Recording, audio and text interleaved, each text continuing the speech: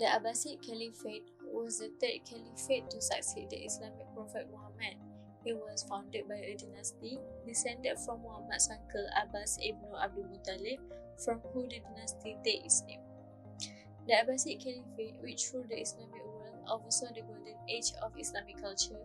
The dynasty ruled the Islamic Caliphate, making it one of the longest and most influential Islamic dynasties. For most of its early history, it was the largest empire in the world, and this meant that it had contact with distant neighbors such as the Chinese and Indian in the east, and the Byzantine in the west, allowing it to adopt and synthesize ideas from this culture.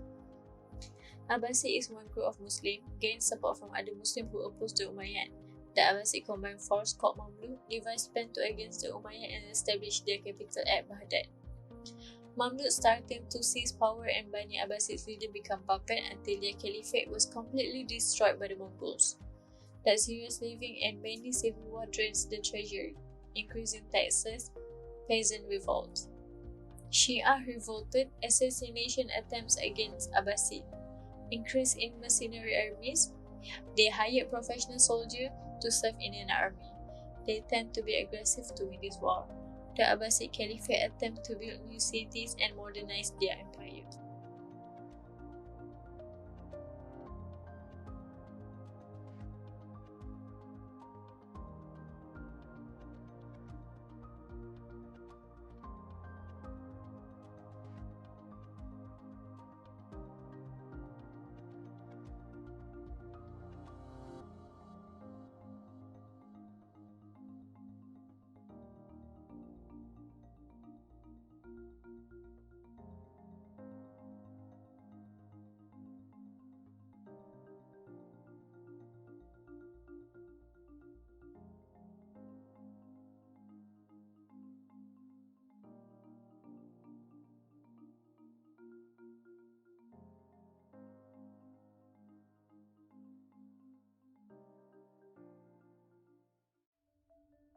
The Abbasid Revolution.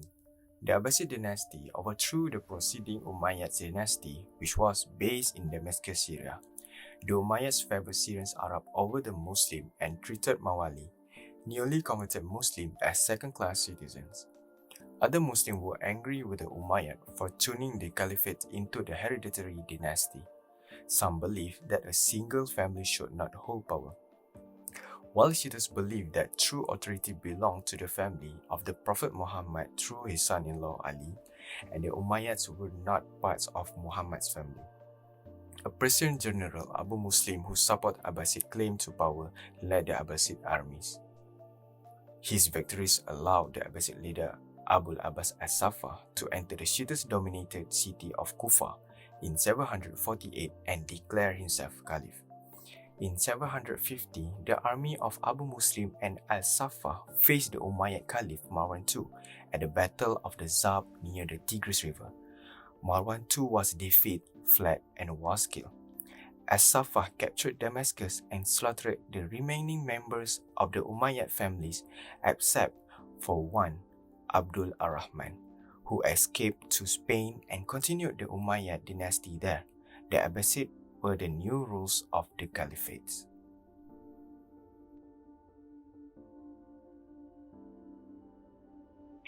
The early Abbasids. The Abbasids had led revolutions against the unpopular policies of the Umayyads, but those who expected major change were disappointed. Under the second Abbasid Caliph al-Mansur, it became clear that much of the Umayyad past would be continued. The Abbasids maintained the hereditary control of the Caliphate, forming a new dynasty. The alliance of the Shiites was short-lived, and the Abbasids became champions of Sunni orthodoxy, upholding the authority of their family over that of Ali, and continuing the subjugations of the Shiites. Even Abu Muslim, the brilliant Persian general who engineered the rise of the Abbasids, was deemed a threat and executed. However, the Abbasids did prove loyal to their Persian Mawali allies. In fact, Abbasid culture would come to be dominated by the legacy of Persian civilization. One of the earliest and most important changes the Abbasid has made was to move the capital of the Islamic Empire from the old Umayyad power base of the Damascus to a new city, Baghdad. Baghdad was found in 762 by Al-Mansur on the banks of the Tigris River. The city was round in shape and designed from the beginning to be a great capital and the center of Islamic world. It was built not far from the old Persian capital, Ctesiphon, and its location revealed the desire of the dynasty to connect itself to Persian culture. Baghdad grew quickly with the encouragement from the Abbasid state, and it was soon to be the largest city in the world. At Baghdad, the Persian culture that the Umayyads had attempted to suppress was now allowed to thrive. Art, poetry, science flourished. The Abbasids learned how to make paper from the Chinese. Cheap and durable paper became an important material for spreading literature and knowledge. Islamic Golden Age. The fifth Caliph of Abbasid dynasty, Harun al-Rashid, is remembered as one of the history's greatest patrons of the arts and sciences. Under his rule, Baghdad became the world's most famous center of science, philosophy, medicine, and education. The massive size of the Caliphate meant that it had contact and shared borders with many distant empires, so scholars at Baghdad could collect, translate, and expand upon the knowledge of other civilizations, such as Egyptian, Persian, Indians, Chinese, Greeks, Romans, and Byzantine.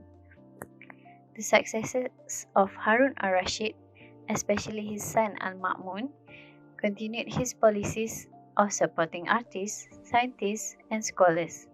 Al-Ma'mun founded the Bait al-Hikmah, the House of Wisdom, in Baghdad.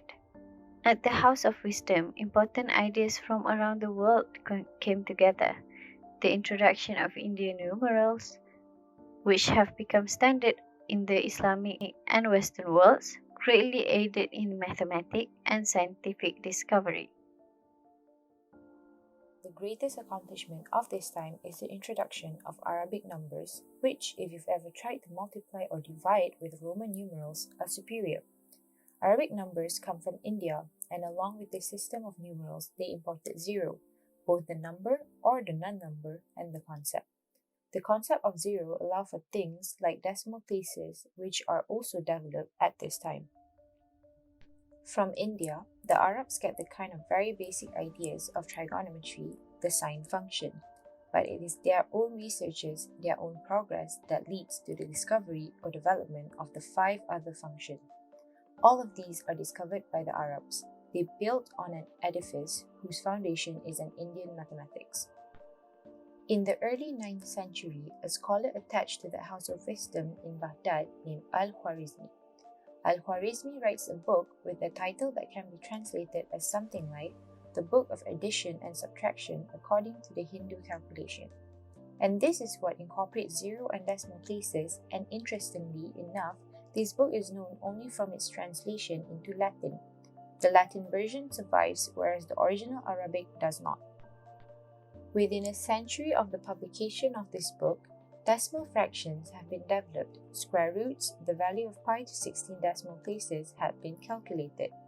Al-Khwarizmi is also the author of a treatise on algebra. The word algebra comes from al-jabar, which is sort of restoring something that has been imbalanced and that you're now going about to balance, which of course is, in a way, the visual nature of algebra. Al-Khwarizmi was also an astronomer. He developed star tables that allowed one to locate the planets and stars at different times of year and at different latitudes. This is what allows the making of things like astrolabels or later sextants. These are things that describe the sky at a place that allow you then to keep time and also to navigate, to calculate time for things like prayers or feasts, celebration, also to cast horoscopes.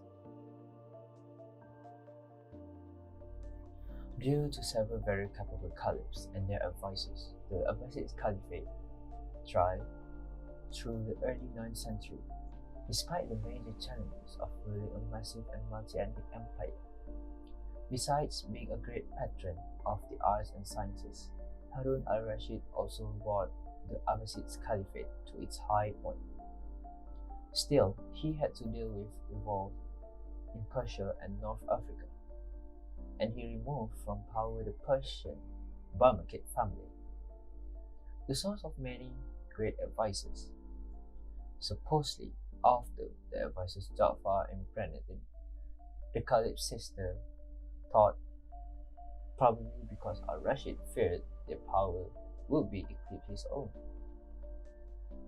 Al-Rashid's son, Caliph al-Ma'mun, not only continued his father's patronage by establishing the House of Wisdom, but he made a number of important independent innovations.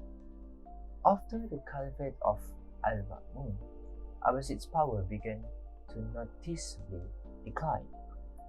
The cost of running a massive empire and maintaining a large bureaucracy required steady revenues. And as the authority of the Caliphate diminished, it was able to collect fewer taxes. In order to stabilize the state's finances, the caliphs granted tax form to governors and military commanders. These governors, with their own troops and revenue bases, soon proved independent-minded and disloyal. The Caliph al-Mustasim furthered the gap between the Caliph and his people. Expanding on al-Ma'mun's new army, he created his own military force of slave soldiers called Gilman. As the elite guards of the caliphs, these slaves began acting superior to the people of Baghdad, which inspired anger and led to riot. Instead of trying to defuse the situation, al-Mustasim simply moved the capital away from Baghdad and settled in Samra, 60 miles to the north, away from the bulk of their subjects who lived in Baghdad. The caliphs became insulated from the problems of the empire. When the Seljuk Sultanate collapsed in the 12th century, an opportunity presented itself for Caliph al-Nasir to attempt to restore Abbasid power in Iraq. His long reign of 47 years allowed him ample time to reconquer Mesopotamia and further develop Baghdad as a center of learning.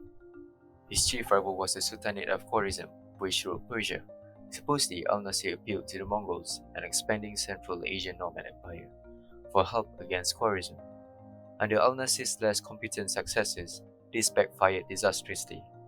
The Mongols completely overran Khwarezm and then turned their attention to Baghdad.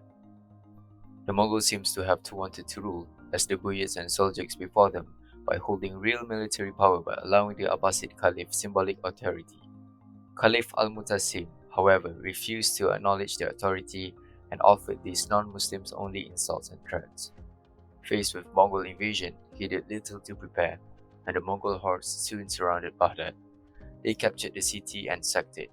They trampled the Caliph to death and completely destroyed the city. They killed somewhere between 100,000 and 1,000,000 people, destroyed all the books of the House of Wisdom and other libraries, burned down all the great monuments of the city, and left Baghdad a smoldering ruin. This marks the end of the Abbasid Caliphate of Baghdad and the abrupt end of the Islamic Golden Age. The Abbasid line was re-established in Egypt. The Sultans of Egypt appointed an Abbasid Caliph in Cairo, but these Egyptian caliphs were even more symbolic than the late caliphs had been in Baghdad, and were simply used to legitimize the power of the sultans. The authority of these caliphs extended strictly to religious matters. Still, the Egypt-based period of the Abbasid dynasty lasted over 250 years. The Ottoman Empire conquered Egypt. The last Abbasid Caliph, Al-Mutawakkil III, was forced to surrender all of his authority to the Ottoman Sultan I. This was the end of 7.5 centuries of Abbasid history. However, under the Ottoman rulers, the Caliphate was once again wedded to a powerful Islamic empire, which exercised true authority in the Muslim world.